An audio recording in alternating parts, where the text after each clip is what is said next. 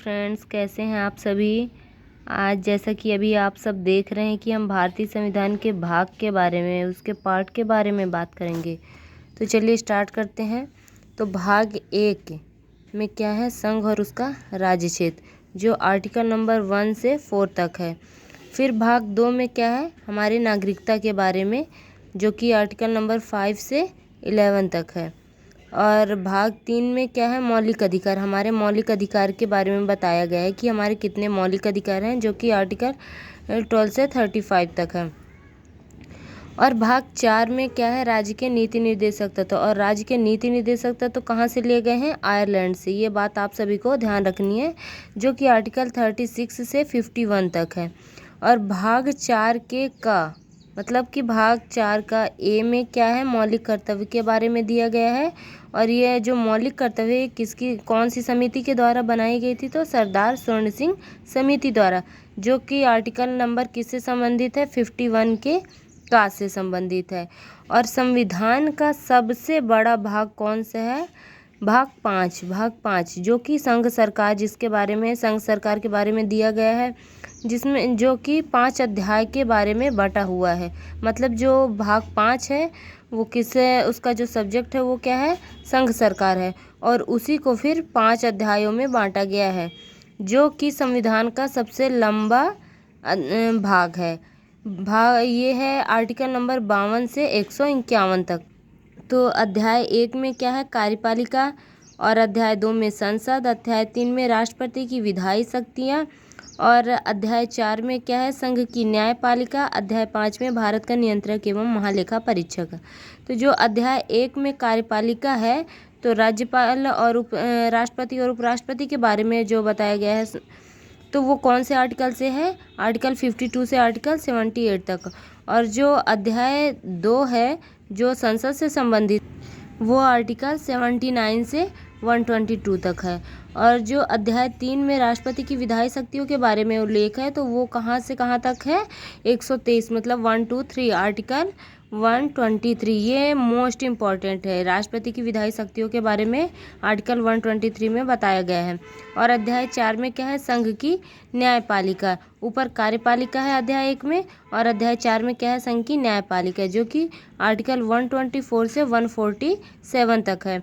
और अध्याय 5 में क्या है, भारत का नियंत्रक एवं महालेखा परीक्षक CAG, जो कि आर्टिकल 148 से 151 तक संबंधित है। उसके बाद भाग 6 में किसके बारे में दिया है, राज्य के बारे में दिया है, राज्य की सरकारों के बारे में बताया गया है, जो कि अध्याय 1 से 5 तक ये भी संबंधित है।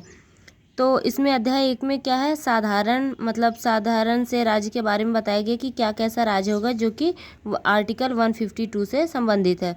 और अध्याय 2 में क्या है, कार्यपालिका, मतलब राज्य की कार्यपालिका के बारे में बताया गया है, जैसे कि इसमें राज्यपाल का क्या रोल है उसके बारे में बताया गया है, जो आर्टिकल 153 से 167 तक है। और अध्याय 3 में राज्य का विधानमंडल है, राज्य का विधानमंडल के बारे में बताया गया है, जो कि 168 से 212 तक है। और अध्याय 4 में क्या है, राज्यपाल की विधायी शक्तियों, ऊपर के अध्याय 4 में क्या था, संघ की न्यायपालिका, अध्याय 3 में राष्ट्रपति की विधायी शक्तियाँ, मतलब कि जो संघ सरकार था भाग 5 में, उसमें राष्ट्रपति की विधायी शक्तियों के बारे में बताया गया है। और अध्याय 6 में किसके बारे में बताया गया है, अध्याय 6 के अध्याय 4 में, भाग 6 के अध्याय 4 में राज्यपाल की विधायी शक्तियों के बारे में बताया गया, जो कि आर्टिकल 213 से संबंधित है। मतलब राष्ट्रपति की विधायी शक्तियाँ 123 और राज्यपाल की विधायी शक्तियाँ 213। ये बात आप ध्यान रखिएगा, ये मोस्ट इम्पॉर्टेंट है। और अध्याय 5 में क्या है, राज्यों के उच्च न्यायालय के बारे में, मतलब हाई कोर्ट के बारे में बताया गया है, जो कि 214 से आर्टिकल 232 तक संबंधित है। और अध्याय 6 में क्या है, अधीनस्थ न्यायालय, यानी जो सेशन न्यायालय वगैरह होते हैं उसमें, तो ये आर्टिकल 233 से 237 तक संबंधित है। फिर भाग 7 में क्या है, राज्यों से संबंधित पहली अनुसूची का खंड, इसमें जो खंड खा है वो निरस्त कर दिया गया, मतलब निरसित कर दिया गया, हटा दिया गया है 238 में। इसके बारे में आगे बात करेंगे। फिर भाग 8 में संघ राज्य क्षेत्र के बारे में बताया गया है, संघ के राज्य क्षेत्र के बारे में बताया गया है। तो इसके बारे में कौन से आर्टिकल से संबंधित है ये? आर्टिकल 239 से 242 तक। फिर भाग 9 किससे संबंधित है? पंचायतों से संबंधित है। और ये पंचायत कौन से संविधान संशोधन के अंतर्गत जोड़ी गई? तो 73वां संविधान संशोधन के अंतर्गत जोड़ी गई थी, जो कि 1992 में जोड़ा गया था। फिर ये कौन से आर्टिकल से संबंधित है? 243 से 243 तक। फिर भाग 9 का है वो, उसमें नगर पालिका के बारे में बताया गया है, जो कि 74वें संविधान संशोधन के अंतर्गत जोड़ा गया है। इसमें 243P से 243ZG तक है। नगर पालिका किस आर्टिकल से लेकर किस आर्टिकल तक है? तो 243P से 243ZG तक। फिर भाग 9 के ख में क्या है? सहकारी समितियां हैं। सहकारी समितियों ये जो जोड़ी गई थी, तो कौन से संविधान संशोधन के अंतर्गत? 97वां संविधान संशोधन, जो कि 243ZH से 243ZT तक। और भाग 10 में अनुसूचित और जनजाति क्षेत्र के बारे में बात किया गया है, जो कि आर्टिकल 244 से 244 का तक है। फिर भाग 10 में क्या है? संघ और राज्यों के बीच संबंध है, जो कि 2 अध्यायों के बीच में बटा हुआ है। अध्याय 1 में है विधायी संबंध और अध्याय 2 में प्रशासनिक संबंध। तो जो अध्याय 1 में विधायी संबंध है वो 245 से 255 तक है, और जो प्रशासनिक संबंध है वो कहाँ से कहाँ तक है? मतलब यूपीएससी वगैरह के बारे में क्या है ये? 256 से 263 तक। फिर भाग 11 में क्या है? वित्त, संपत्ति, संविदाएं और वाद के सूट्स वगैरह जो है वो भाग 11 में है, भाग 12 में है। तो भाग 12 में क्या है? ये कितने अध्याय के बीच में बटा हुआ है? 4 अध्यायों के बीच में।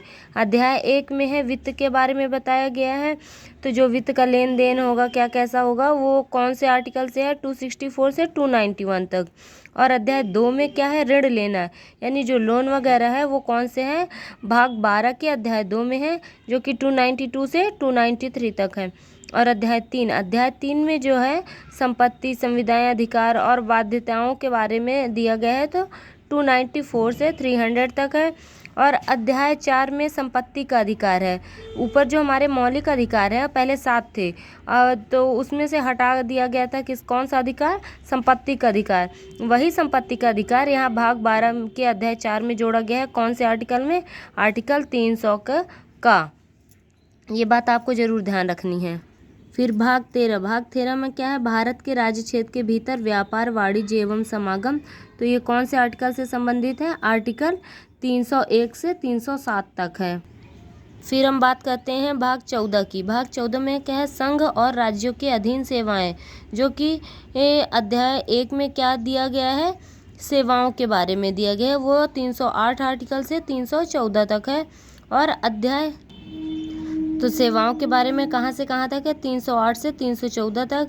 और अध्याय 2 में कहाँ से कहाँ तक है? लोक सेवा आयोग के बारे में बताया गया है, जो कि 315 से 300। फिर भाग 14 भाग 14 के का में क्या है? अधिकरण के बारे में है, जो कि 323 के का से 323 ख तक है। और भाग 15 में क्या है? निर्वाचन के बारे में है, जो कि 324 से 329 का तक है। भाग 16 में क्या है? कुछ वर्गों से संबंधित विशेष प्रावधान, मतलब कि जो विशेष प्रावधान के बारे में उल्लेख है वो कौन से आर्टिकल से है? तो आर्टिकल 330 से 342 का, 330 से 342 का तक। भाग 17 में क्या है? राजभाषा के बारे में दिया गया कि राज्य की क्या भाषा होगी, क्या होगी, मतलब कितनी भाषाएं जोड़ी जाएंगी, कितनी प्रादेशिक भाषाएं होंगी, इसके बारे में है। तो जो संघ की भाषा होगी वो 343 से 344 तक है। और प्रादेशिक भाषाएं जो हैं वो आर्टिकल 345 से 347 के बीच है। और जो सर्वोच्च न्यायालय की जो लैंग्वेज होगी, जो भाषा होगी, वो कहाँ लिखा है? कौन से आर्टिकल में? 348 से 349 के बीच।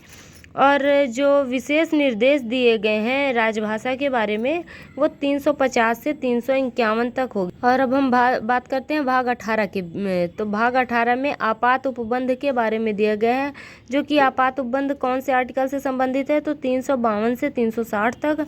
और भाग भाग 19 प्रकीर्ण से संबंधित है जो 361 से 367 तक, और भाग 20 जो है संविधान का संशोधन बताया गया है तो 368 368, और भाग 21 जो है अस्थायी संक्रमणशील और विशेष उपबंध के बारे में दिया गया है 369 से 392 तक, और भाग जो ये 22 है उसमें संक्षिप्त नाम प्रारंभ हिंदी में, मतलब जो आप शुरू में पढ़ते हैं कि आर्टिकल 1 में क्या है, संक्षिप्त नाम विस्तार और प्रारंभ, वही सब चीज़ है। तो जो निरसन है वो 393 से 395 के बीच में है।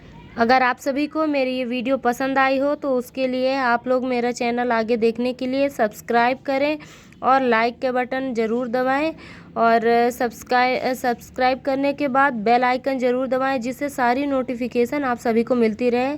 धन्यवाद।